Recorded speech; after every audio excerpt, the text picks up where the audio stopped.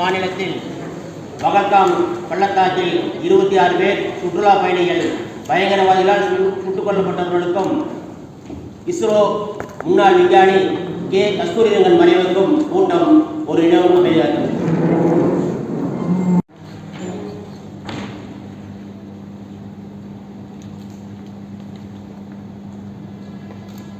மாநகராட்சி புதிய பொறியாளராக பொறுப்பேற்றிருக்கின்ற மாநகராட்சி பொறியாளர் அவர்களுக்கும் துணை ஆணையர் பொறுப்பு வகிக்கின்ற துணை ஆணையர் அவர்களுக்கும் உதவி செயற்பொறியாளர் அவர்களுக்கும் மாநகர நல அலுவலர் அவர்களுக்கும் உதவி ஆணையர் அவர்களுக்கும் மற்றும் சுகாதார அலுவலர் அவர்களுக்கும் சுகாதார ஆய்வாளர் அவர்களுக்கும் மற்றும் துறை சார்ந்த அதிகாரிகளுக்கும் அலுவலர்களுக்கும் மாமன்ற உறுப்பினர்களுக்கும் மண்டல தலைவர்களுக்கும் பத்திரிகையாளர்களுக்கும் பார்வையாளர்கள் அனைவருக்குமே முதற்கண் வணக்கத்தை தெரிவித்துக் கொள்கிறோம். 1954ஆம் ஆண்டு செப்டம்பர் மாதம் 30ஆம் தேதி நம்முடைய ஈரோடு மாநகராட்சி எல்லைக்குள் சிக்கைய நாயக்கர் கல்லூரி என்ற கல்லூரியை நிறுவி செயல்பட்டு கொண்டிருந்தது. அந்த கல்லூரியை இப்பொழுது நம்முடைய தமிழ்நாட்டுடைய முதலமைச்சர் அவர்கள் சிக்கைய அரசு கலை மற்றும் அறிவியல் கல்லூரியாக மாற்றம் செய்திருக்கிறார்கள். அதற்காக அவருக்கு பாராட்டுகளையும் வாழ்த்துக்களையும் தெரிவித்துக் கொள்கின்றோம்.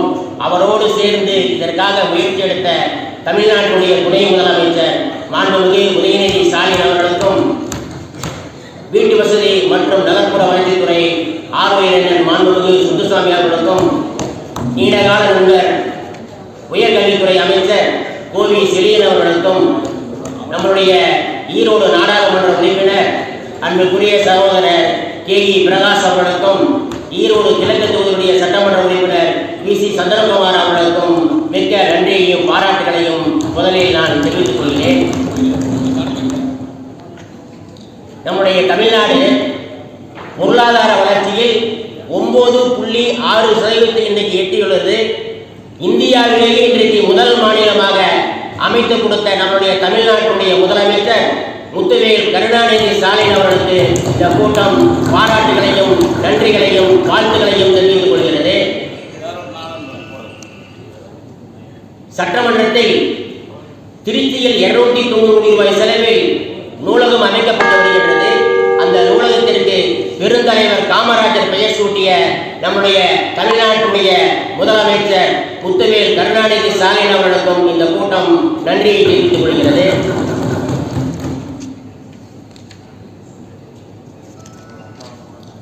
அதேபோல சட்டமன்றத்தில் கும்பகோணத்தில் முத்தமிழறிஞர் கலைஞர் பெயரில் பல்கலைக்கழகங்கள் தொடங்குவதாக அறிவிக்கப்பட்டுள்ள நம்முடைய மாண்புமிகு முத்துவேல் கருணாநிதி ஸ்டாலின் அவர்களுக்கும் இந்த கூட்டம் பாராட்டுகளையும் நன்றிகளையும் தெரிவித்துக் கொள்கின்றது. அதோடு நம்முடைய ஈரோடு மாநகராட்சியில் மொத்தம் 24 மாநகராட்சிகள் இருக்கின்றது. இந்த 25, 24, 25 உண்டான வரி இனங்களில் 3வது இடத்தை பிடித்து கொடுத்ததற்காக வேண்டி வரி வசூல் செய்த அனைத்து அதிகாரிகளுக்கும் ஆணையர் பொறுப்பு வகிக்கின்ற துணை ஆணையர் அவர்களுக்கும் மாண்புமிகு மேயர் அவர்களுக்கும் மரியாதைக்குரிய துணை மேயர் அவர்களுக்கும் 60 வட்டமன்ற மாமன்ற உறுப்பினர்களும் இதில் பங்கிருக்கின்றது. இந்த வரி வசூலில் நீங்கள் கேட்டுக்கொண்டதற்கு பிறகு நாங்கள் மக்களிடத்தை உடனடியாக இந்த வரியை நீங்கள் செலுத்த வேண்டும், வரி குறைப்பதற்கு நாங்கள் ஏற்பாடு செய்து கொள்கிற தகவலை சொல்லி அவர்களுக்கும் சேர்த்து இந்த மாமன்றம் நன்றியும் பாராட்டுகளையும் வாழ்த்துக்களையும் தெரிவித்துக் கொள்கின்றது.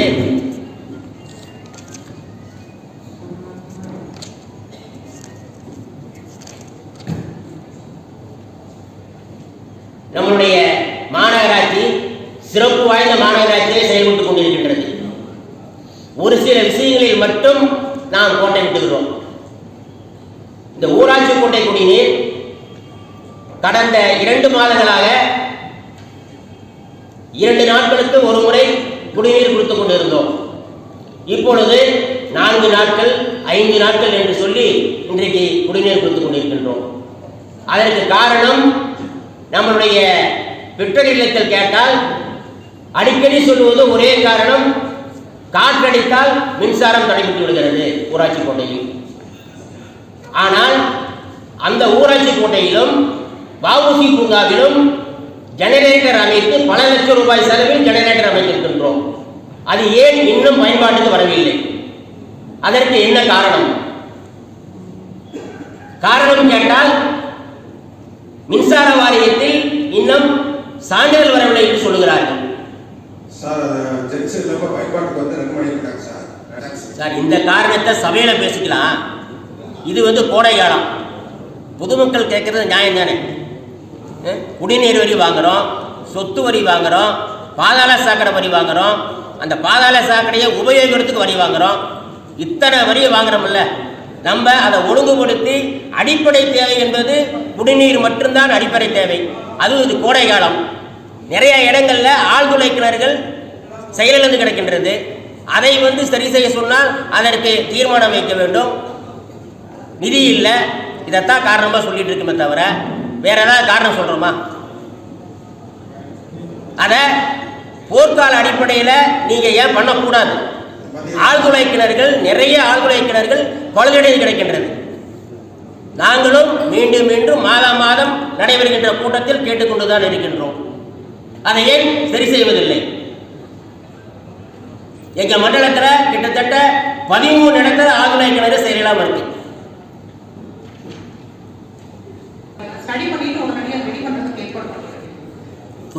கோடை காலமா இருக்கிறதுனால இவ்வளவு தூரம் கேட்கிறேன். நான் கோடை காலமா இல்லாம இருந்தா இன்னைக்கு தண்ணி நம்ம ஊராட்சி மன்ற குடிநீர் சரியா கொடுக்காதனால அந்த ஆழ்துளை கிணறு குடிநீர் ஏன் நம்ம கொடுக்கணும் கரெக்டா? அதுக்கு நான் பல முறை கேட்டேன். எப்ப கேட்டாலும் இந்த தீர்மானம் வைக்கணும், நிதி இல்லை, இந்த 2 வார்த்தை தான் சொல்றாங்க நம்முடைய இளநிலை பொறியாளர்கள்.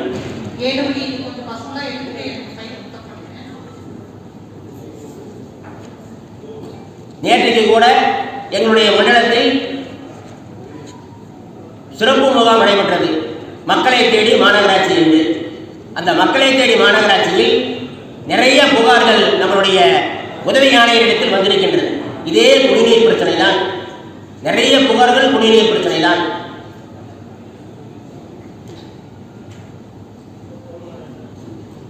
அதே போல வாரத்திற்கு 2 முறை பெரிய அளவில் நம்முடைய நகரத்தை தூய்மை பணியாளர்களை வைத்து பணி செய்து கொண்டிருக்கின்றோம். இது ஒரு கட்டம் முடிந்து 2வது கட்டம் தொடங்கிவிட்டது. பொதுமக்கள் அனைவரும் நம்மளுடைய ஈரோடு மாநகராட்சியை மிக மிக சிறப்பாக செயல்படுகிறது, சாக்கடைகள் சுத்தமாகிறது, மண்கள் எடுக்கப்படுகிறது என்று சொல்லி பாராட்டுகள் தெரிவித்துக் கொண்டிருக்கிறார்கள். அந்த நிகழ்ச்சியை நம்மளுடைய ஆணையர் பொறுப்பு வகிக்கின்ற நீங்கள் தான் இந்த நிகழ்ச்சியை ஏற்பாடு செய்தீர்கள். அதற்கு உங்களுக்கு நாங்கள் பாராட்டுகிறோம். இதுபோல ஒவ்வொரு பிரச்சனையும் நாங்கள் சொல்லும் போது நீங்கள் கவனத்தில் எடுத்துக் கொள்கிறீர்கள்.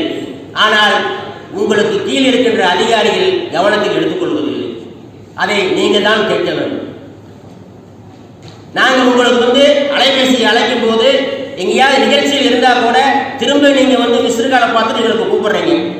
ஒரு சில அதிகாரிகள் அதை பற்றி லட்சியமே பண்ண மாட்டாங்க.